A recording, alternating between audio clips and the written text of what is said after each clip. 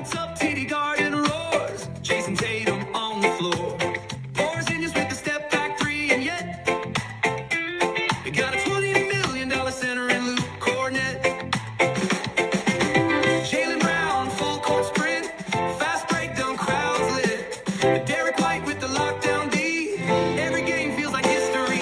Highlights, reaction all season long. Your Celtics source with the intro song. Big takes, play-by-play and analysis. Sit back and relax, you don't want to miss.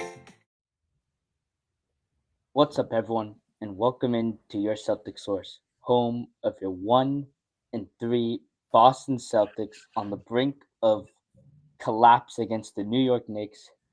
We were going to do a little bit of blame pie for this series, but I think with, the recent news coming out, it's only right that we address this and maybe some major changes coming this offseason.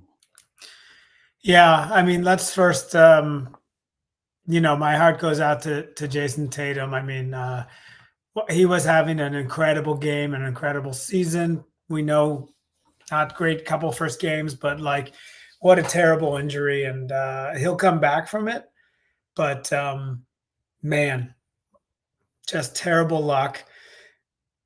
And I think it might close the championship window here for a little while. We'll have to talk about that. But first off, we send our thoughts, our prayers, and our cookies to Jayson Tatum to heal.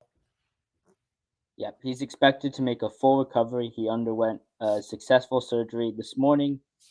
It's going to be probably 9 months. That puts you February, maybe more February. I haven't been through some of these, not the Achilles, but the ACLs. Like this is going to be, he's healthy and he's elite, but you saw Aaron Rodgers tried to rush it back.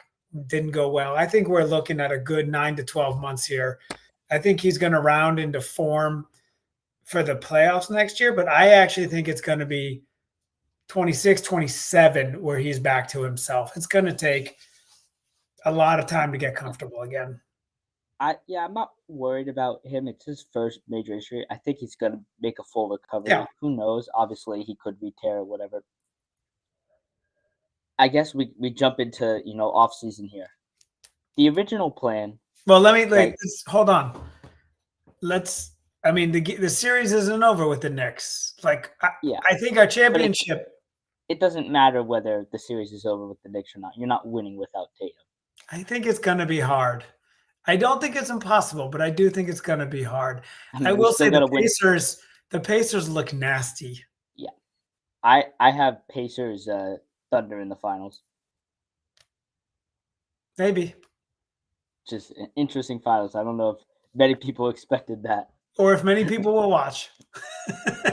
People will watch, but there'll be a less of an audience for sure. Yeah. Okay, so we've talked about the elephant in the bed in the room, and we'll see what happens with the rest of this, Knicks game and whatever. But this does potentially significantly change the math for Chisholm, right? I mean, when Tatum is out next year or 85, 90% of it,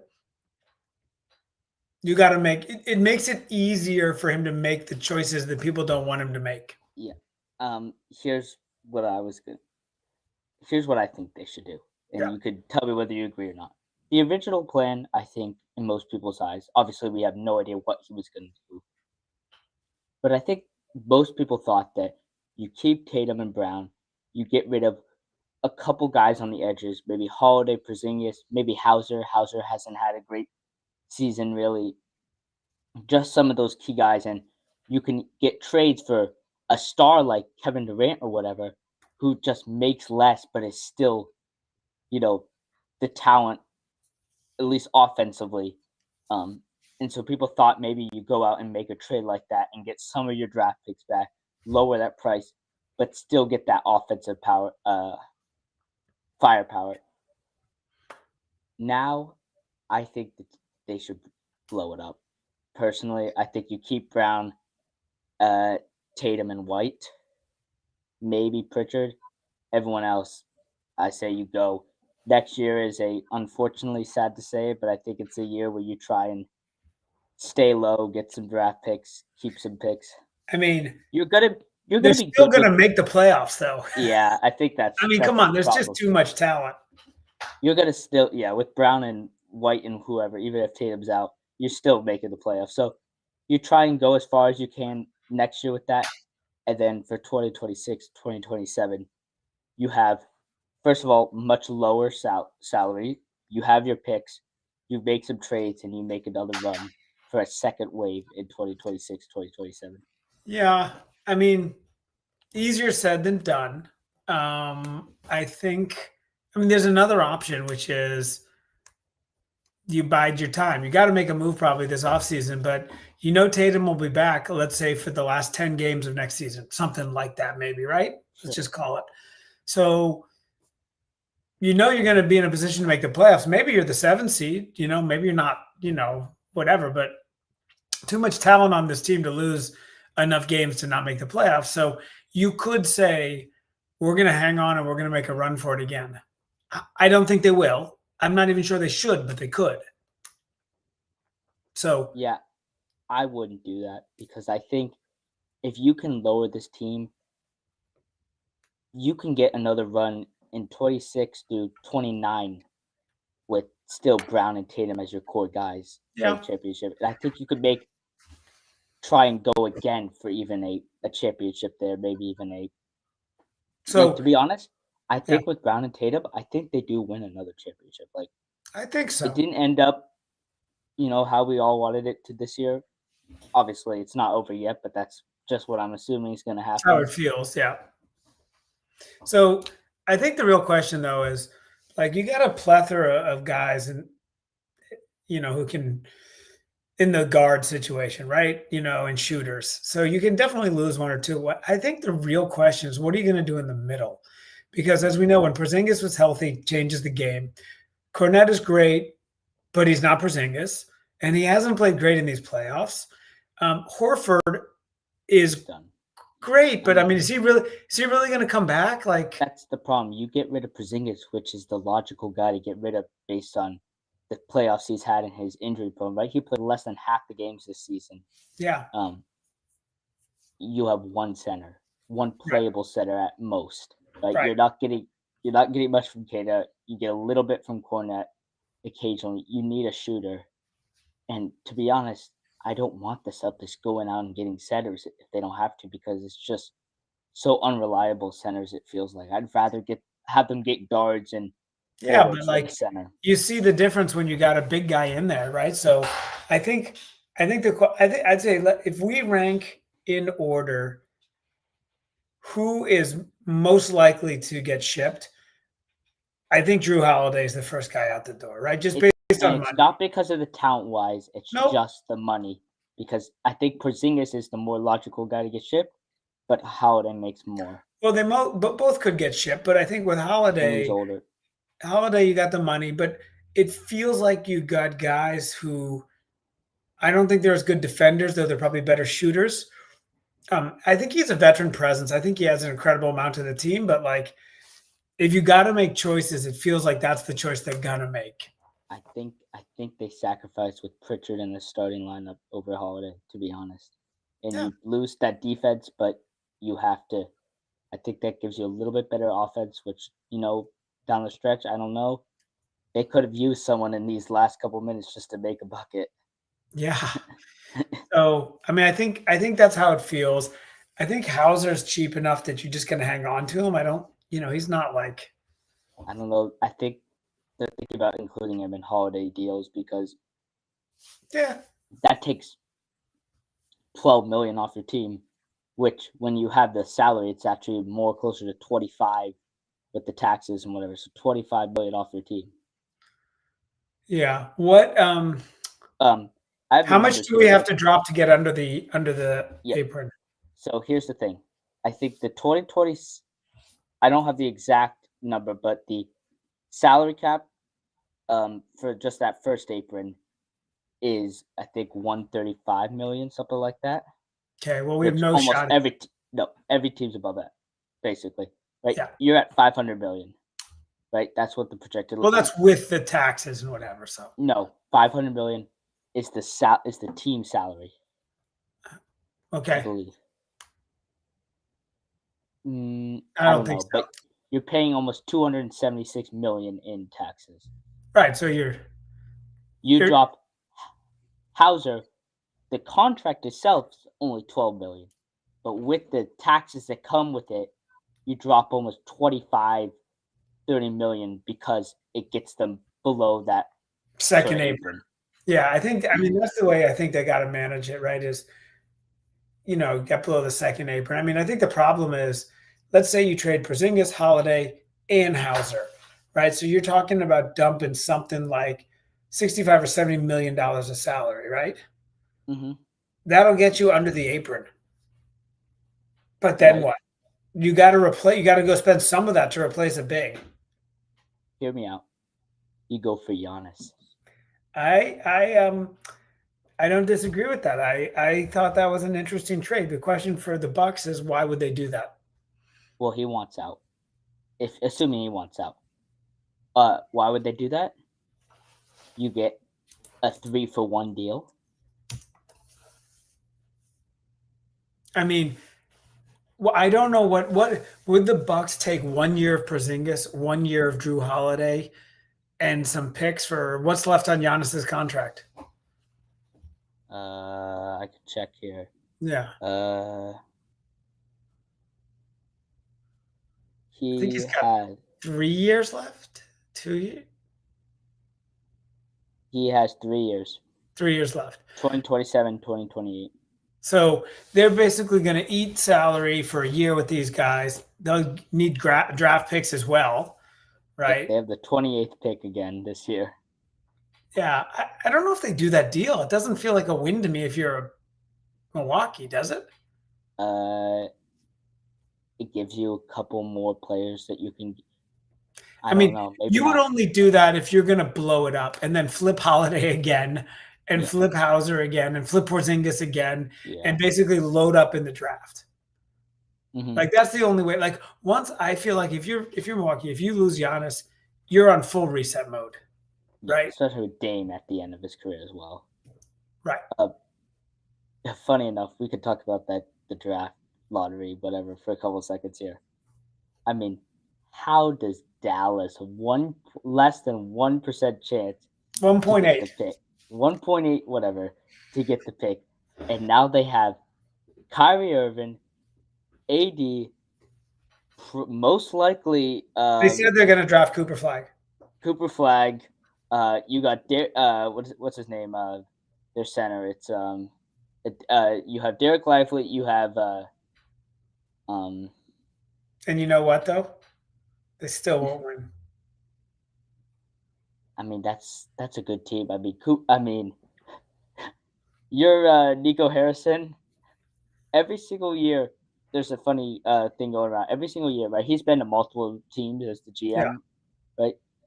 They trade a big player away. The next year, they get the first round pick. With the he did that with the Pelicans. He picked Zion Williamson. He did that with Mavericks. Now you get Cooper Flag. Maybe I don't know. I still I think we still got to figure out.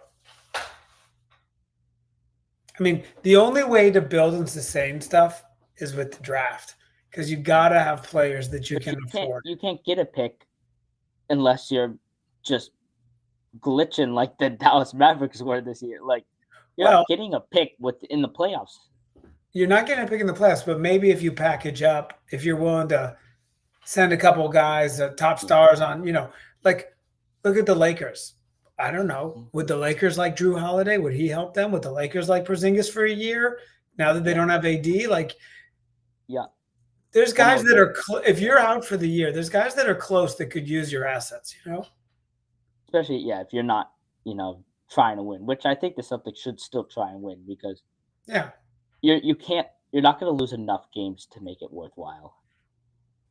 And by the way, if you even did that, all those guys would be like, I want out of here. I want to trade. And then it would like self-implode. It's not like they're like, just take the year off and then we'll be great.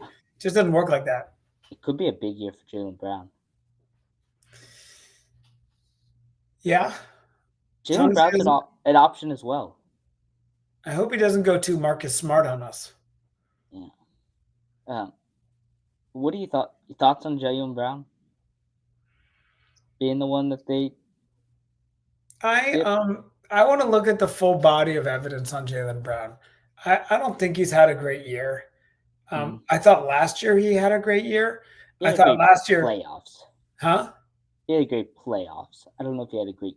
Well, but I mean, he Yeah. had I think he had a good Mhm. year and then a great playoffs. Tatum has had a great year. He had a great series He came against back. Orlando. Yeah. He delivered a couple dogs and then he came back and was having a great game. So I don't know where he was going from there. So hard to say. I don't think you trade Jaylen Brown. I don't see it. I don't think it's a good idea either. I think, he makes the most on the team currently. Tatum will make it next year. But I think he just provides too much to get rid of him for picks and whatever.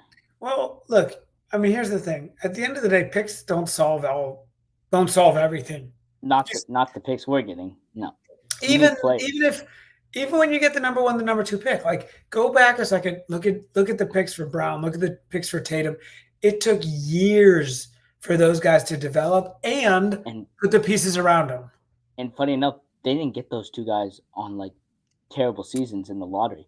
They got it from different trades Trades and they made different with the Nets. instances. Yeah, with Yeah. the Nets, the Sixers, Well, so this is actually a good analogy. If you look back to the last time Celtics won before that last they year, actually came from the Nets trade where they sent Truth, Paul Pierce, and Kevin and Garnett, Garnett. Yeah. exactly. That's what I'm saying. So, like, that's the model to take sort of stars on the backside who maybe you need to ship or maybe you're not ready for them. But how long did it take for us to win again? Yeah, go do that math. Yeah, that's too long. I think 10 years. With the Can't be waiting team 10 they years, have. especially with the talent we still have. Yeah. So I don't know what you do. I mean, they're not easy decisions here. Mm-hmm. But I don't have to make them. That's the upside. Yeah, but we got to live through them. We got to live through them, and we're already doing that with the Red Sox. So Here's one more take. You keep Tatum, Brown. You ship White, Holiday, or White. I mean, I think you keep White, but you ship Pritchard. Pritchard, you can probably get max value for. I think you could get a lot. I think there's a lot of guys who'd be like, "This is our new star." I mean, look at Neesmith on the Pacers, right? Yeah, I mean, he's settled down a little bit, but no. But I'm just saying he's a starter. Like, I mean, he's like. I think Pritchard. I mean, Pritchard starts on 2/3 of the teams in the NBA. Mm-hmm. I mean, so at least, and he's on a great contract. So you're like, but I would be bummed if they shipped Pritchard or White. I get it. I'd rather ship Hauser first, but I don't think they ship Pritchard because of it's such a lower he just doesn't make enough. Yeah, but that's partly why you can get extraordinary value for him because he's on such a good contract. It doesn't help because you could trade anyone and get good value for anyone on this team. The problem is the goal is to get good value on a lesser contract. But with Pritchard, you're not going to save enough on the money, but you're going to get significant. You're going to get a real deal. You can get a player back. You can get a first round pick. You're going to get value. You won't get as much value, I think, for one more year of Porzingis as you would get for 4 more years of Pritchard. Yes, but I think if you ship 2 off, like a 2-for-1 deal, you could get more than you're going to get for Pritchard. But it might be all of the above. It might be Holiday and Porzingis and Hauser and White or Pritchard. They might do all of those moves. Giannis might go to a team like the Rockets because they have lots of picks, lots of and they right away be a title contender. I think. I think the real question, though, because there's one other There's one other solution that we have not talked about. I don't know if he would do it or not, but if Rafi Devers won't play first base, maybe he'll play center. Yeah, I knew you were going to say that. What is your take? Let's change topics for a second. I want to just do a baseball minute here. What's your take on Devers in first? Devers is unhappy with the way the team's playing yet again. He wants John Henry to go out and pay for a first baseman. What do you think? I would, as all of us, would love him to go to first because it opens up the spot for DH for anyone. Here's the problem. The Red Sox haven't mentioned once that it would be Roman Anthony or Marcelo Meyer to play DH. All names have pointed Yoshida. Nobody wants Yoshida. I take a little bit more of a harsh line on it. Like, I think the Red Sox have made some very real mistakes on this, how they positioned it, how they talked to him. Yeah. But Devers makes $30 million plus a year. He's supposed to, like, you tell him to go play first, go play first. Yeah. Here's the thing. Those arguments don't work, right? People are saying, like, oh, we pay you so much, go do what you're told. It's a different line for sports players. Like obviously you would be like, I would gladly make $300 million, but it doesn't work like that. It's a different. I understand, but it's the mindset in the teams that win, basketball, baseball, hockey, football. Like, hey, we need you at right guard instead of left guard. We need you to do whatever it takes to win, coach. And we don't have that attitude right now on the Sox, and that's why we may not go very far. Well, we're not going really far right now because we have two guys that are hitting, and our pitching is all over the place. Sometimes they have great games, sometimes they have terrible games. Feast your family, especially, yeah.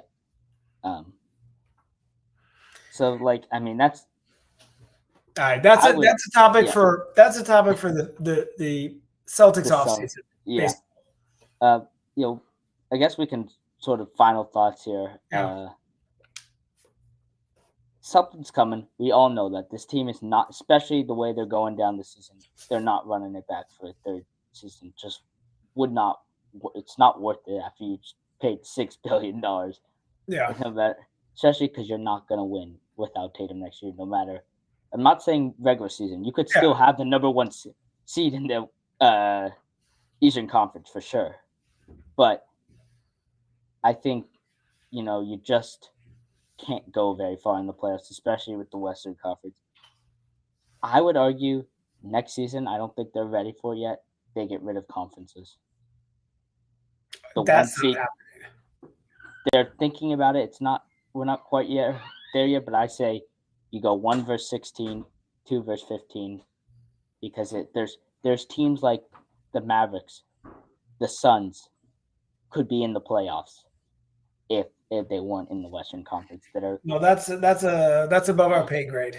So, all right. Well, I think I'll go out on this prediction because I've gotten 100% of them wrong so far. So I want to stay with my predictions.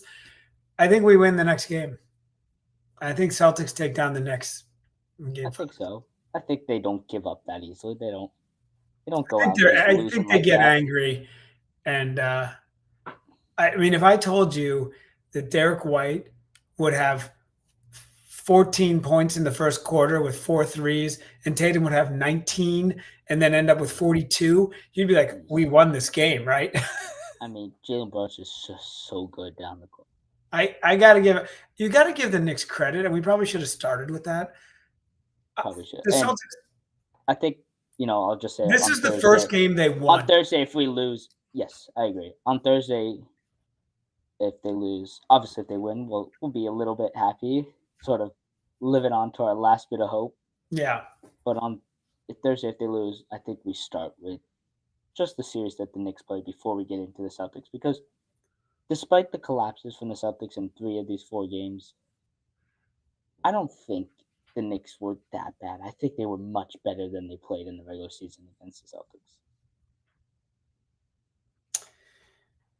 Yeah, I mean, I think the Knicks, especially. I think we won. Yeah, we won in overtime against the Knicks in the regular season. Yeah, we couldn't get anything Yeah. Yeah. I mean, assume the Knicks win, assume the Pacers win. It sure feels like the Pacers are going to mop the floor with them, but we thought we were going to mop the floor with them. So I have Pacers Thunder in the finals. Yep.